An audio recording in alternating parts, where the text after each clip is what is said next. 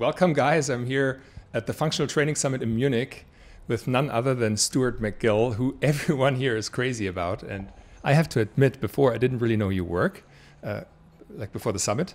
And then they were telling me about you, and I did some research. And now here, I'm very impressed because the experts, which I consider experts, they would tell me, hey, you need to meet Stuart.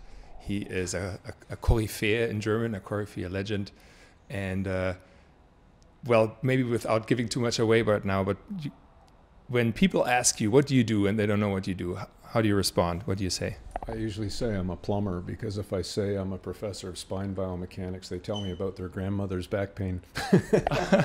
Okay, But, fair. yeah, actually, to be straight for a minute, I'm a professor of spine biomechanics at the University of Waterloo in Canada. We run several different laboratories. One is where we take real spines and we create the injuries. So we create disc herniations, end plate fractures, torn ligaments, etc. So we define quite precisely the mechanical scenarios that lead to those specific injuries, so we know what to prevent and that kind of thing. The other lab is set up to measure real people doing activities. So we measure their muscle activation levels, their spine movements, etc., and then use computer modeling to then look inside and determine things like where are the stress points in their spines and in the rest of their linkages. We measure things like spine stability. And then we look at whole linkage mechanics. So how come someone can hit a golf ball 400 yards? Then the third part is the clinic. So people fly in from around the world with back pain, and they are the worst of the worst, the lowest functioning backs, and also the best of the best, some elite athletes of many different sports. And we try and work with them, measure what's going on, understand their pain mechanism, but we also get insight into the mechanisms that allow them to do things athletically that no one else can. So it's an interesting blend of investigation and intervention as well, working with them to A, get rid of their pain, and B, restore their performance. Do you have a preferred sport or like sort of athlete that you work with in that sense? Are there more like types that are more interesting to you than others? Yeah, there certainly are, but it doesn't mean I like them anymore. I'll give you an example. Right now, I've worked with quite a number of some top MMA fighters, okay, which in one respect is awful to think that these athletes are working to really damage one another, and they do. I'm wondering why am I helping this? Well, they're going to do it anyway, but in terms of working with them, as you know, in athletics, everything is a trade-off. If you want an endurable athlete, you ruin their explosiveness. You can't train both. They're two completely different metabolisms. If you want an explosive athlete, you can't have endurance. If you want spine flexibility, you decrease the ability to bear load. So you can't mix up a lot of yoga and deadlifts, for example. That's a recipe for back pain. So you can't have all of these things. You have to pick the optimums for the athlete. So the MMA fighter, for me, is one of the biggest challenges to build, because they need to be endurance athletes, because the rounds are 5 minutes, but they need to be very, very explosive for escaping submission holds and delivering strikes and that kind of thing. They have to be very resilient physically and take a lot of abuse. They have to be very flexible, and yet they have to deliver very high loads and do lifts of bodies and whatnot. So in terms of building that optimum and blend of all these athleticisms, that's probably my biggest challenge versus, say, a hockey player or a soccer player or an Olympic sprinter, where you don't have to worry about the endurance. You're building training capacity. It's 9 seconds of ultimate effort, and much more unidimensional in what we're trying to build. So How about basketball? Because I'm a basketball player. Right. Well, we've done some work with some top-level basketball players and teams, as you know, and it's interesting some of the things we've discovered. You know, as a basketball player, the American NFL football players have a standard test at the beginning of the season called the Combine. The NBA has a Combine. The NHL, the hockey players have a Combine, and I've measured them all. And the basketballers have the most content-valid combine. In other words, the people who do really well in the football combine very rarely are good players in the NFL. But it's quite opposite in basketball. So, for example, one of the tests that really predicts a good basketball player is the NBA lane shuffle test. And we know that great basketball players have a very competent drop step. So if I was to stand up for just a minute, a drop step is that. So that's a fundamental move in tennis. Say, if I'm moving that way for a forehand, it's a drop step. Drop hand to a back. So the lateral shuffle and the drop step in the NBA is correlated with scoring lots of baskets. Wow. But then there are things like grip strength, for example. You know, as strength coaches, you have to be careful what you ask for sometimes, because the guys who are the rebound specialists, you know, you think, are they the tall fellas, really strong? Well, interestingly, they tend to have a good bench press score. Mm-hmm. They have a wide wingspan, tip to tip on their fingers, and a weaker grip strength. So the finesse of the ball around the basket may not be strength, it may be other motor control skills. So sometimes when you measure these things, there's a lot of surprises. Wow. But it hones you in on what you're looking for out of those elite players and what you might want to develop. But anyway, there's a few thoughts on basketball, but the Combine of the NBA is one of the more content-valid ones around. It's really interesting. I've never heard. We had one coach actually who wanted to make us better rebounders and had us hang at this, well, from a bar to get our arms longer. So at the end now it made sense, because the wingspan, if it really helps increase your wingspan. Well, again, we all have these ideas on tests, but these tests should always have a test of validity. So go do that with half the team and then not with the other half of the team, and then test it. Did you change the output of the players who did that exercise? So that's always the final validation of any of these interventions. We all have great ideas, and sometimes they work and sometimes they don't. Yeah, you were saying that you stick very much to your science, and that you, because that would have been a question of mine, who do you look up to or who do you follow? And you said before the interview, you focus on science. You have your method and you have your data. And can you tell me that story? How like did you come up with collecting that data and developing your method? Well, it's going to be perceived as very arrogant by some of your viewers, I'm sure, but I was asked yesterday, oh, do you follow so-and-so's work? And the answer is I really don't follow anybody. I try and ask the most difficult questions, sometimes the questions that other people are afraid to ask, and I'll design the experiment to get insight into that, and then I follow what the science shows. So I don't really follow a lot of other people who are selling a particular test or a certain way of doing things. I'd much rather get a population of athletes and measure it myself and come to my own conclusions. I don't think that's arrogant at all. Quite the opposite, actually. I think this is the right method to go after, because I think, especially in my world and in the biohacking field, I think oftentimes people become these gurus, and whatever they say becomes science in a way. And so sometimes you have to take a step back and really look at the data and the science. And so I totally like that. Now, you were talking about professional athletes. Now I want to shift towards the average person. Because actually I discovered myself in some of the things you said, especially I would do a deadlift and then yoga after. And I just rang the bell. I said, okay, that might not be the best thing. So for the average person, should they choose either to build muscle or do yoga, but they can't do both? What can you talk a little bit about that? Yeah, very much so. The method should be this, is what we've found to be the most effective and associated with the greatest, most resilient athletes.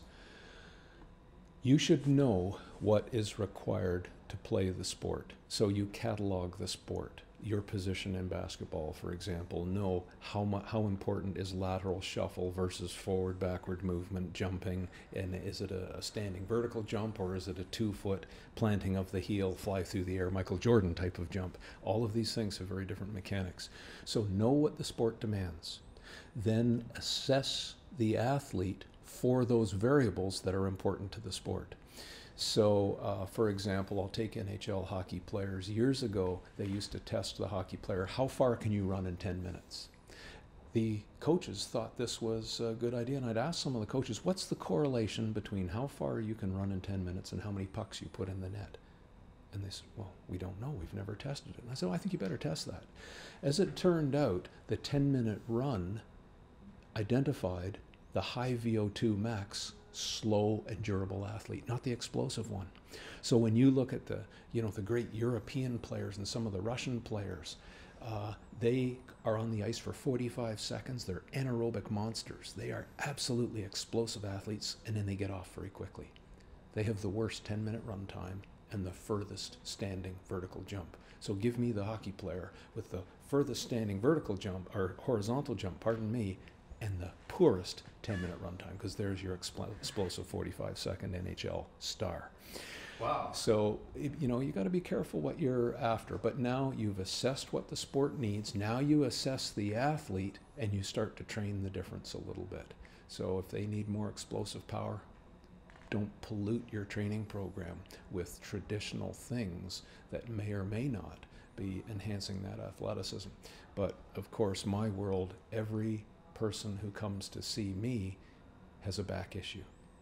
So I have to rebuild their athleticism, or if we're just talking about an average person, rebuild their ability to enjoy a pain-free life, but we have to do it in a way that's sparing their spine. Mm-hmm. So to go back to your deadlift and yoga example, you're mixing up two things. So to be a good deadlifter means you have to build a body that's resilient for axial load. The collagen, the fibers that make up the disc of your spine, have to be stiffened in order to bear high load. When you do yoga, you soften the matrix that holds the collagen together. So next time you put high load on it and repeatedly bend it, the nucleus will start to put pressure on the collagen fibers, and they'll slowly delaminate and open up. So you just created the perfect storm. You created laxity between the layers of collagen in your discs through yoga, and then you're asking it to bear high load. You can't do that. So the great grand masters of powerlifting, they can't even tie their shoe. But don't worry about it. That's what allows them to bear hundreds of kilos of load down their back. But and I'll give you another little example as well about matching the programming to a particular athletic body form. So I'm just looking at the width of your elbows here and the width of your knees, and I'm looking at the size of your skeleton. If you take a slender branch, you can bend it back and forth. There's no stress, there's no problem. But if you take a thicker branch and bend it to the same amount, it will shatter. So if I take a heavy rugby player with a heavy frame and get them to do sit-ups, they actually herniate their discs much sooner than the slender person.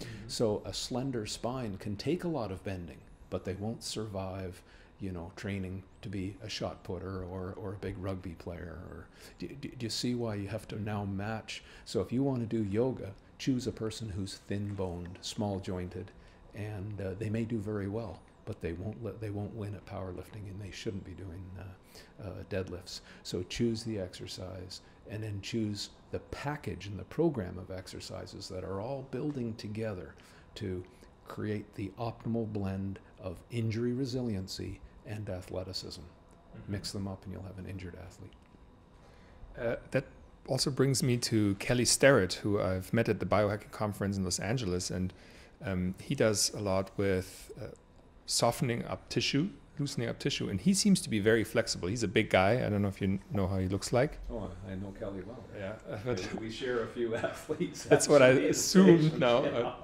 I was very sure that actually you guys were pretty close. But he is super flexible, and he has the story in his book actually where he says that he went to a yoga class. He never does yoga though, but the yoga instructor was really impressed with his flexibility. So is it that an athlete like that, who's thick-boned and strong, can still be flexible, but with other methods? There absolutely are exceptions and gifts all the time. It's a mistake to look at one athlete and say, well, there's the model. I'm going to train all my other athletes for that, because if they chose their parents right, they'll survive. But a lot of athletes aren't so lucky. So I've given you my opinions on that. That's consistent with our science. So that's what I have to stay with. So now I would be interested in what is your process when you first meet a person to evaluate or to say what they should do? Right. Well, as I said, they all come with the background of back pain or a back injury history. So the first thing I do is just talk to them freely, and I want them to express to me what their biggest concerns are. And I'm starting to weigh all those answers that they give me. What priority are they putting on things? How emotional are they about all of this, and that kind of thing. And then I get into the physical testing, and the first thing I do, and by the way, I watch them move. I ask them to take their shoes off for no other reason that I want to see what movement patterns do they use to take their shoes off. They're revealing to me their movement habits. So people, they might pass a movement test, but it doesn't show me what their movement habits are, how they brush their teeth, get on and off the toilet, and these kinds of things, how they sit. That will show me where the chronic stresses are on their back and why they have back pain. But then I formalize what we call provocative testing. So I will put loads in compression, shear, I will bend them, I might put them under traction loads. I might put them into an endurance posture. I'm probing their back, trying to create the pain. When I create the pain, now I understand the mechanism of what's causing their pain. Immediately, I then try and take it away. So if I can show you, I'll give you an example. So if I created an axial load on my back, I'm going to say I'm not going to have any activity here at all, and I'm just going to go up and bounce on my heels. Boom, there's 1.5 times body weight. A back pain person might say, oh, there's no pain. Or they might say, oh, I just got pain in my right heel, showing me they've trapped the nerve root at L5. And then I'll say, good, push my fingers out. Don't push out this way, push out laterally. There is a bracing pattern. Perfect. Now hold that and do it. And they'll say, oh, you just took my pain away. So I've understood the mechanism of pain. Now I understand they've got a micro movement there. I can put on a muscular brace and take their pain away. Or the third scenario might occur. They'll say, oh, my pain is worse now. They don't tolerate the compressive load of that brace. So then I'll say, externally rotate, pull down with your pecs and lats, pull down this way, now bump on your heels. And they'll say, oh yeah, that took my pain away. So I'm searching for different strategies in their body to create the pain and then take it away. So now I'm learning what I need to create to make them pain-free and able to start training again. Mm-hmm. So there might just be an example of a pain provocation test and how I seek to find a program right away that I can start them off, and then just build progressions. We will build a little bit of movement patterns so they know how to brush their teeth without triggering pain. Then we build a bit more core stability and core control. Then we free their hips to allow hip mobility so they don't need to bend their spine. Then a walking program is non-negotiable, and we stylistically might change the way that they walk and the intervals to guarantee that they don't break into pain while they're walking. And then finally, we've built a pain-free foundation, and then we expand into movement patterns like a push pattern, a pull pattern. And then, you mentioned people like Kelly Starrett. He would agree with that last part, absolutely. Mm-hmm.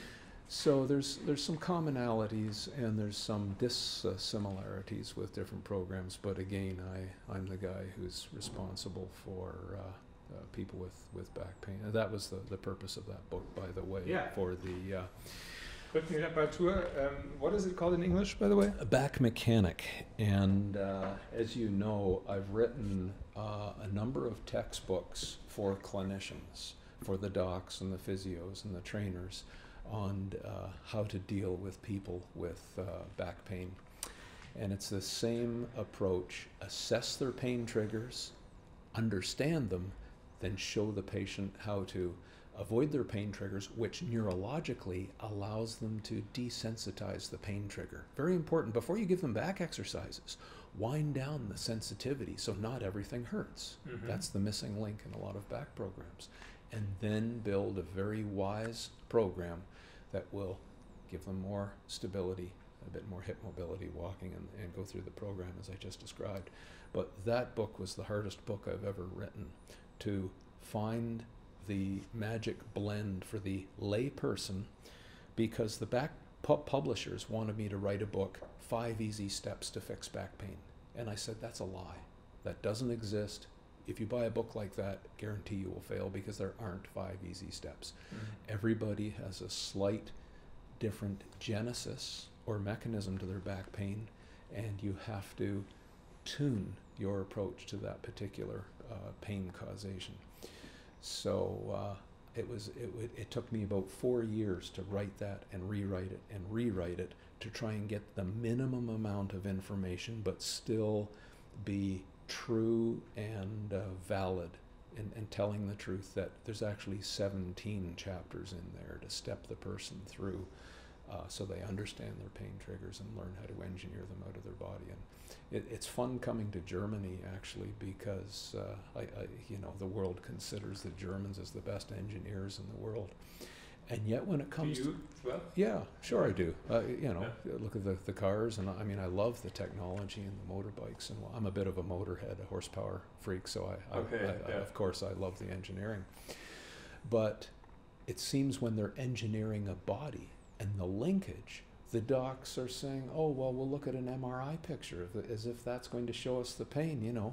Does a beautiful car engineer or a car mechanic look at a picture of the car and tell you what's wrong? No, they have to drive it and tune it and tune the suspension to the horsepower on that particular day.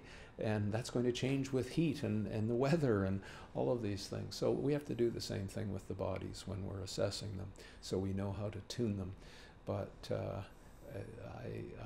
now I'm at a meeting like this at Perform Better Europe, showing the trainers how they have the best opportunity, because they work with movement and they can assess their clients for their pain triggers and movement patterns. They can become the best tuners of the body to take out the pain generators and get good, efficient movement. By the way, that just reminded me of that sentence by this mathematician, Pascal, who said, "I'm sorry that I wrote you such a long letter, but I didn't have the time to write you a shorter one." That's just because it takes a long time to break something down into the minimum amount of content that you need to help a person. Yeah, that was a very big challenge for me. And they tell me I've got it right, though. So now, what is, and there are actually 2 questions. First of all, who are the ones that really should read this book? And maybe tied to that, what is something very frequent that you see that people generally do wrong and that results in back pain later on, and that they can maybe change? Is it like, do you have some movements or some things that people do? It could be picking up something. Yeah, I'll give you a couple of examples of that. So here is a posture of a person coming in to a trainer, and they say, okay, you train me, I've got back pain. And the person is standing like this. So I'm going to ask you to hold the microphone here with this hand. And with this hand now, you're going to feel my back muscles right here. So if the viewers can see, he's just holding me, just go to the other side, right there. Now, I'm going to, do you see how those muscles are soft and they're off? And now the muscles are on, correct? Yep. Yeah. So if I come into you and I'm standing like this, I'm crushing my back muscles and my back the whole time, just by the way I'm standing. But if you as a trainer can recognize, I've got to fix that posture first, stand up, they just shut down.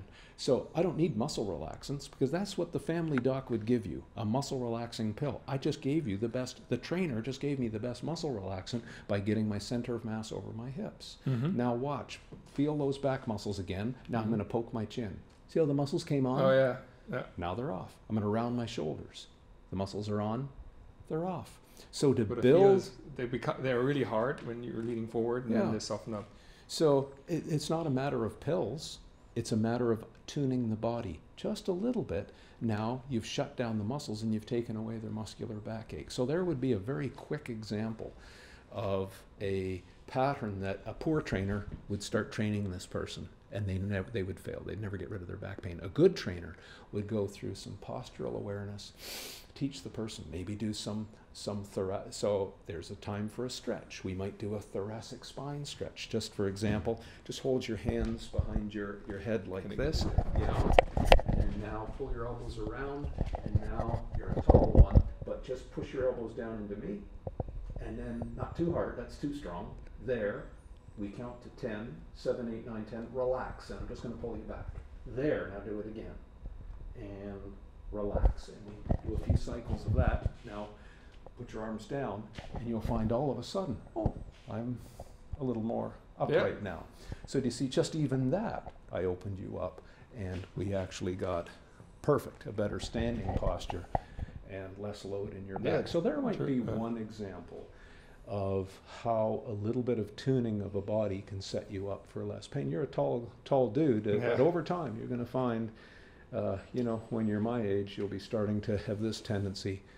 Do a few of those exercises and keep your body aligned, and you'll be less pained and more pain-free as you age. So there might be just one little example, tiny little example of what we might do. Is that for everybody? No, but when we guide the person, this guides the person through a self-assessment of their pain triggers, because going to the doc and getting a 10-minute appointment, you're guaranteed you won't get any insight. So the medical system is broken. And I'll say that, I'll stand by it. I don't care about the political flack. Because they don't treat the healthy person, they treat the ones that already have a problem. The only way you're going to solve back pain is to have a lengthier assessment and pay for it, and understand precisely the pain triggers, and then deal with them. But don't tell me that the pain is in the person's head. That just comes from a doc who doesn't have the expertise or time to assess the real pain triggers. So we're empowering the person to do it themselves, and they may get assists from their physios and their trainers and whatnot to do that. By the way, because I just think of that, but as a biohacker, I'm focusing oftentimes on longevity. What, in your opinion, is, or according to your experience, is the sport that, say, not a non-athlete, someone who's just interested in physical activity, can do in order to really prolong the time where he has no problems with back? That's a very complicated question. You're not realizing the complexity. For example, you can have what we would call the couch potato. I don't know if you have the same expression in Germany. So you might have a very heavy person who just sits on the couch all day. They never have back pain. It's so unfair. And then you have the person who they work at a computer 8 hours a day for their job, and then they go to the gym for an hour every day, but sitting at the computer for 20 minutes gives them back pain. And what they've done, it's interesting, we've never found sitting on its own to instigate the changes in the discs to cause pain. But if you sit for 8 hours and then you go and train and you do stupid things at the training center, like you'll do burpees, then you'll do multiple Olympic lifts, and then you'll do some sit-ups, you just softened the collagen, and then you loaded the collagen. You just created the perfect storm. So now sitting at the work for 20 minutes causes back pain. They would have been so much better to choose one. If they're going to create a bendable spine, you better not add too much heavy load. If you add a lot of heavy load, you've got to back off on the mobility. You cannot have it both ways. That's one of the trade-offs. If you don't, you won't tolerate sitting for 20 minutes. So if you know how to do it, the trick is in the programming. You have to pick some of your goals and stay with them a bit. So now your question, you want a nice life, you want to live a long time. The answer is don't get into heavy athleticism, I'm afraid. Great athletes don't live very long. Your joints only have really so much to them. So all of this that I hear on the internet now of people trying to set their own personal bests and whatnot, I understand because I was young too. And I've been through all of that and heavy lifting, and I have joint replacement to prove it. But if you are just moderate and don't blend too much heavy lifting with a lot of mobility, you will be a happier 70-year-old keeping your own joints. So don't mess up your joints if you want to. That's great advice. Yeah. No, thank you, because I think many people are not aware, and they're trying to stay fit, but with extreme measures. Right. And not realizing that later on, in 10 years from now, that might actually result in broken joints. Those injuries and damage will accumulate, and they would have been a healthier 70-year-old had they not done it. So the trick now, it's interesting when you look at training goals through life. Of course, when you're a child, you're trying to develop movement skill, athletic skill, and general movement competency, of course. So you work on the variety of these athleticisms. Don't start a single sport too young. You know, the great basketball players, by nature, a tall man just takes longer to develop that beautiful basketball athleticism. So, you know, do all kinds of other motor things, and you'll get a better basketball player in the end. So the best basketball players when they're 15 aren't the ones playing in the NBA. Yeah. They're the much longer to mature. But then when you're young and full of hormones and whatnot, I get it. You want to test yourself, and I get that. That's all part of growing up. But you also heal a lot faster. Then when you get to 40s and 50s, your job is to status quo. Be healthy, do the things that you want to be able to do. Then you get to my age, I'm 60, my job now is I don't want to lose anymore. So I'm just doing just enough, because if I do too much, I get sore. If I do too little, I'm stiff and I lose my ability. So if I come here to teach for 8 hours, I've got to be fit to do that. So I have a fitness that allows me to teach and do these things that I do for 8 hours. When I'm 70 or 80, my training goal will be to reduce my biggest risk in life, and that's falling. So don't fall. I'll be doing more balance training, more hip power, more learning to get my foot out in front of me to arrest a fall should it occur, and that kind of thing. I won't be doing some of the crazy things that I see trainers taking a 70-year-old person and training them like they're 25. So to recognize that the goals change throughout the lifespan is the key to your question of what creates a good long life. It is a process that morphs and changes as your goals change. Wow. This is actually one question now that I was asked to ask you by other trainers that want to step in your footsteps. And this is, and it could be a methodological thing. What is one thing that you would recommend your 30-year-old self now that you, let's say, start? And it could be anything from how you approach science or how you go about maybe your own routine in order to keep yourself healthy. But do you have maybe an advice for the trainers here? They're going to be disappointed in that I don't, because I made a lot of the same mistakes as everybody does growing up. But when I look back on it, it was the mistakes who made me and what I've become today. So can I change anything and go back and redo it? Of course I can't, because that's all made who I am today. So I probably worked a little bit too hard. I was too passionate about becoming the master of this craft as I was younger, and I dedicated myself to that. Had I not done that, I wouldn't be able to be as comfortable as I am now in seeing backs and trying to guide them through to enjoying life a little bit more.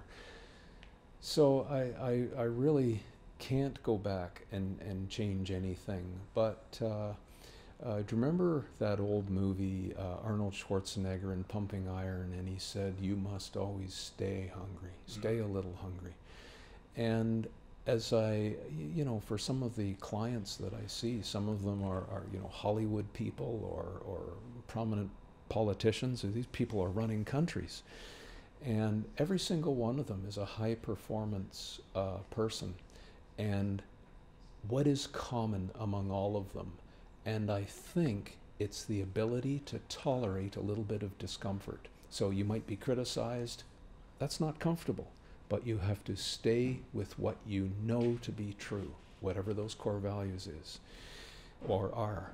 And it's that staying a little bit hungry, don't get too comfortable, work a little bit harder, deny yourself. I'd love to have 10 beers at night, but I can't because I won't perform tomorrow. I can't eat too much because, you know, I have to play a little bit to balance. So all of this is just through life. Don't get too comfortable. Stay a little bit hungry and keep progressing as best you can and find the balance somewhere and become a master of your craft. Wow, I think this is an excellent way actually to also round this up. This is a wonderful last advice, because usually my last question is, what is the one message that you would like people to remember listening to this? And I think you just did it wonderfully already. Yeah, become a master of your craft. Not too many people do that. I'll have a young person who think they're ready to go, and how did you do that again? And well, that just took me 30 years to develop the expertise that I just showed you, and then they think they're the master of it because I've shown them something in 10 minutes. And then they go on the internet and declare themselves the master. It's a crazy world. Yeah, it is now with the internet, you know, because communication is just growing way faster, our methods of communicating, than anything else. So people are able to get their message across to everyone. Now, Stuart, where can people, other than, you know, your book, Rückenexperte, and you can find that it's in German and in English, and you find it at Perform Better Europe and on Amazon, and but where else? Do you have a website that you want people to direct to? Well, our website is backfitpro.com. And it's an international website, so you'll see the different flags of different nations if you're interested in, well, there's general information on there. There's quite a few videos and articles on general principles of training and back pain relief and selecting exercise and things like that. But there are my textbooks for clinicians and the lay public. There's a few videos on there. And then there are some devices that we've created, for example, some back supports. So I have to spend a lot of time on airplanes, and if you sit in an airplane seat, the lumbar section is actually scalloped out, so you're forced to sit like this, which is a disaster if you have to sit for 8 hours like that. Right. But if you can support that curve, you actually have balanced the hydraulics of the disc and made a much more resilient spine. So those pneumatic supports that you tune with a little inflatable bulb are on there. So little things like that can help certain people as well.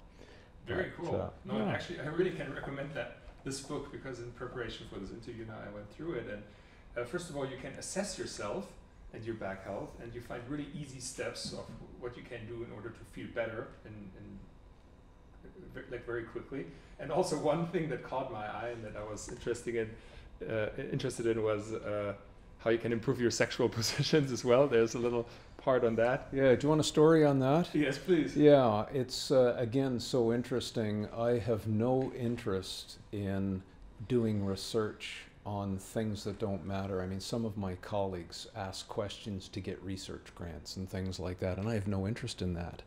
My questions come from listening to people who have to fix problems. So if you talk to the average clinician, doesn't matter whether they're a doc or a trainer or a physio, they'll tell you, patients come to me and say, well, we had sex 3 months ago, it knackered our back so badly, we've been celibate ever since. Do you have some advice for us? There was no scientific guidelines at all out there. Wow.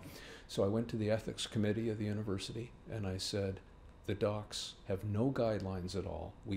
This is a real problem. We need to study it.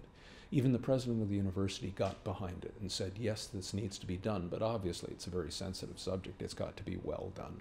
So we couldn't take anyone from the university community. We had to recruit subjects, and your readers might find, or listeners might find this interesting. Where did we recruit subjects? Right. It turned out that we went to Latin dance schools. Okay. And those people were all very adventurous and were aware of their bodies and whatnot. So that's where we recruited a lot of our Wow. couples, and they had to have been in a long-term relationship and all that kind of thing. So it was very, from an ethical point of view, scientifically well done. But we had couples come in the lab, and they were instrumented, you know, very sexy, covered in electrodes and lots of Velcro holding units on and whatnot. And we had them have sex with many different postures, and we were measuring spine load, hip load, you know, what happens if you have a hip replacement and all this kind of thing. And as it turned out, the basic rules are the person on top is responsible for the motion, the person on the bottom is responsible to position their body in a resilient posture.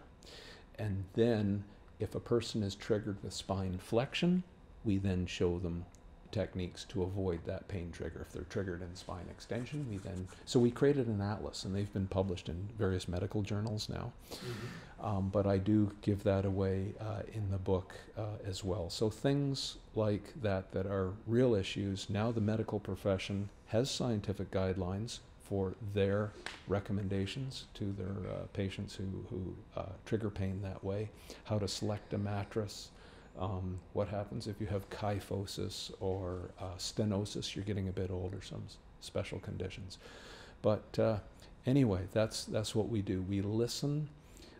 I'm criticized at home a little bit. Why would I go to a Perform Better meeting? They're not physical medicine doctors. I say, are you kidding? Those are the people who know movement better than any of you. And they're the ones on the front lines. When they ask me a question and I have to say, I don't know the answer to that, that's my next experiment. Their next experiment comes out of, what they have to do to get grant money. Mm-hmm. So right. That doesn't interest me, but I get the real questions and the questions that matter from working with people like you. So do you see why we need one another? You actually drive our research program. Right. And then I can come back in a couple of years and say, remember when I said I don't know 2 years ago? I know the answer now. And I so just that's... wish there were more of your kind, more professors and doctors thinking like that. Well, anyway, that's one of the joys of my life, to go and have a beer, which I'm listening all the time, what the problems are, and try and solve them that way. Stuart, I think if people were still skeptical until now, I think now they're totally convinced that this is worth a read. Thank you so much for your time. This was great. Max, can I say your interviewing style is beautiful. Nice, easy, conversational. You're really good at your job, so thank you. Thank you. Appreciate that very much. Thanks. And thanks to Perform Better. And we are out.